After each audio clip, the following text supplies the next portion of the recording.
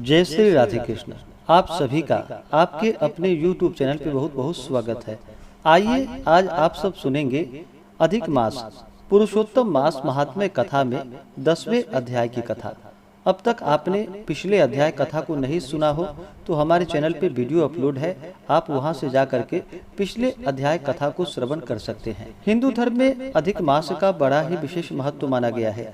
अधिक मास को पुरुषोत्तम मास के नाम से जाना जाता है और इस महीने में जितने भी पुण्य कार्य किए जाएं, इसका कई गुना पुण्य फल प्राप्त होता है। अधिक मास में गंगा स्नान करना, दान पुण्यों का कार्य करना, भगवान विष्णु, भगवान श्री कृष्ण का पूजन करना, इन सबों का बड़ा ही विशेष महत्व माना गया है। और इस दौरान भूमि पे शयन करनी चाहिए, शुद्ध और सात्विकता का पालन करते हुए भगवत चरण में अपना मन लगाना चाहिए और महात्म्य कथा आदि का श्रवण भी करनी चाहिए। इससे अनंत फलों की प्राप्ति होती है। तो आइए सुनते हैं अधिक मास पुरुषोत्तम मास महात्म्य कथा में 10वें अध्याय की कथा। तो बोलिए प्रेम से भगवान विष्णु की जय, माता लक्ष्मी की जय, श्री राधा कृष्ण की जय, पुरुषोत्तम भगवान की जय, सर्वदेवी देवता की जय। नारद जी बोले, हे तपोनिधे, परम क्रोधी दुर्वासा मुनि ने विचार करके उस कन्या से क्या उपदेश दिया, सो आप मुझे कहिए। सूत जी बोले कि हे द्विजों, नारद का वचन सुनकर समस्त प्राणियों का हित कर दुर्वासा का गुह्य वचन बद्री नारायण बोले। श्री नारायण बोले कि हे नारद, मेधावी ऋषि की कन्या के दुख को दूर करने के लिए दुर्वासा ऋषि ने जो कहा वह सुनो। दुर्वासा ऋषि बोले, हे सुंदरी, गुप्त से भी गुप्त उपाय मैं तुझसे कहता हूँ। यह विषय किसी से भी कहने योग्य नहीं है, तथापि तेरे लिए तो मैंने ये विचार ही लिया है। मैं विस्तार पूर्वक न कहकर तुझसे संक्षेप में कहता हूँ। हे शुभगे, इस मास में तीसरा मास जो आवेगा वह पुरुषोत्तम मास है। इस मास में तीर्थ में स्नान कर मनुष्य भ्रूण हत्या से छूट जाता है। हे सुंदरी, कार्तिक आदि 12 मासों में इस पुरुषोत्तम मास के बराबर कोई मास नहीं है। जितने मास तथा जितने पक्ष और पर्व हैं, वे सब पुरुषोत्तम मास की 16वीं कला के बराबर भी नहीं है। वेदोक्त साधन और जो परम पद प्राप्त साधन है, वे भी इस मास की 16वीं कला के बराबर नहीं है।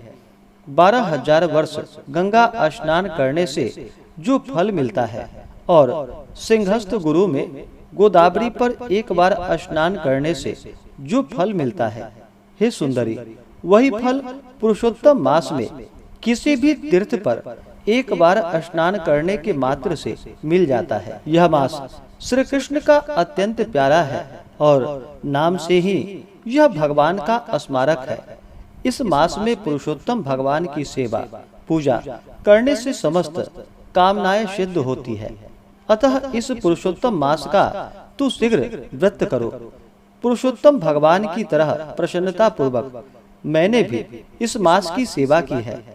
एक समय क्रोध में मैंने अम्बरीश राजा को भस्म करने के लिए अर्थ कृत्या भेज दी थी। सो हे बाले, तब हरि ने जलता हुआ सुदर्शन चक्र मुझको ही भस्म करने के लिए उसी समय मेरे पास भेजा। तब पुरुषोत्तम मास के प्रभाव से ही वह चक्र हट गया। हे सुंदरी, वह चक्र त्रिलोक्यों को भस्म करने का सामर्थ्य रखने वाला जब मेरे पास आकर खाली चला गया, तब मुझे बड़ा विस्मय हुआ।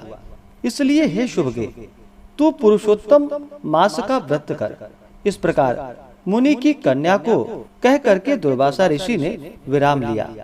श्री कृष्ण बोले कि हे राजन, दुर्वासा जी का वचन सुनकर भावों की प्रबलता के कारण असूया से प्रेरित वह कन्या मूर्खतावश दुर्वासा से बोली। बाला बोली कि हे ब्राह्मण, हे मुने, आपने जो कहा वह मुझे रुचता नहीं है। माघादि मास कैसे कुछ भी फल देने वाला नहीं है। कार्तिक मास कम है, ऐसा आप कैसे कहते हैं? सो कहिए। वैशाख मास सेवित हुआ क्या इच्छित कामों को नहीं देता? सदाशिव आदि से लेकर सब देवता सेवा करने पर क्या फल नहीं देते हैं? अथवा पृथ्वी पर प्रत्यक्ष देव सूर्य और जगत की माता देवी क्या सब कामनाओं को देने वाली नहीं है? श्री गणेश क्या सेवा पाकर इच्छित वर नहीं देते हैं? व्यतिपात आदि योगों को और सर्व आदि देवताओं को भी सबको उल्लंघन करके पुरुषोत्तम मास की प्रशंसा करके आपको क्या लज्जा नहीं आती? यह मास तो बड़ा मलिन और सब कामों में निंदित है। हे मुने, इस रवि की संक्रांति से रहित मास को आप श्रेष्ठ कैसे कह सकते हैं? सब दुखों को छुड़ाने वाले परम श्री हरि को मैं जानती हूँ। हे देव, दिन रात श्री हरि का चिंतन करती मैं जानकी पति राम और पार्वती शंकर के सिवाय और किसी को नहीं देखती हूँ। हे विपेंद्र, अन्य कोई भी देवता ऐसे नहीं है जो मेरे इस दुख को दूर करे। अतः हे मुने, इन सब फलदाताओं को छोड़कर कैसे इस मलमास की स्तुति आप कर रहे हो? इस प्रकार ब्राह्मण कन्या का कहा हुआ सुनकर दुर्वासा मुनि शरीर से एकदम जाज्वल्यमान हो गए और नेत्र क्रोध से लाल हो गए। इस प्रकार क्रोध आने पर भी कृपा करके मित्र की कन्या को श्राप नहीं दिया और सोचने लगे कि यह मूर्खा है, हित अहित को नहीं जानती है, अभी बुद्धि इसकी पूर्ण नहीं है। पुरुषोत्तम मास के महात्म्य का विद्वानों को भी पता नहीं है, तो थोड़ी बुद्धि वाले पुरुष और विशेष करके कुमारियों को तो हो ही कहाँ सकता है। यह कुमारी कन्या माता पिता से रहित दुखाग्नि से जली हुई है, अतः अति उग्र मेरे श्राप को कैसे सहन कर सकती है? इस प्रकार सोच करके कृपा से मन में उठे क्रोध को शांत किया और स्वस्थ होकर दुर्वासा मुनि उस अति विह्वल कन्या से बोले। दुर्वासा बोले कि हे मित्र पुत्री, तेरे ऊपर मेरा कुछ भी क्रोध नहीं है। निर्भाग्य, जो तेरे मन में आवे वैसा ही कर। हे बाले, और कुछ भविष्य कहता हूँ, इसको सुनो। पुरुषोत्तम मास का जो तूने अनादर किया है उसका फल तुझे अवश्य मिलेगा, इस जन्म में मिले अथवा दूसरे जन्म में मिले। अब मैं नर नारायण के आश्रम में जाऊंगा। तेरे पिता मेरा मित्र था, इसलिए मैंने श्राप नहीं दिया। तू बाल भाव के कारण अपने शुभाशुभ तथा हिताहित को नहीं जानती है। शुभाशुभ भविष्य की कोई टाल नहीं सकता। अच्छा, हमारा बहुत समय व्यतीत हो गया, अब हम जाते हैं, तेरा कल्याण हो। श्री कृष्ण बोले। ऐसा कहकर के महाक्रोधी दुर्वासा ऋषि शीघ्र चले गए।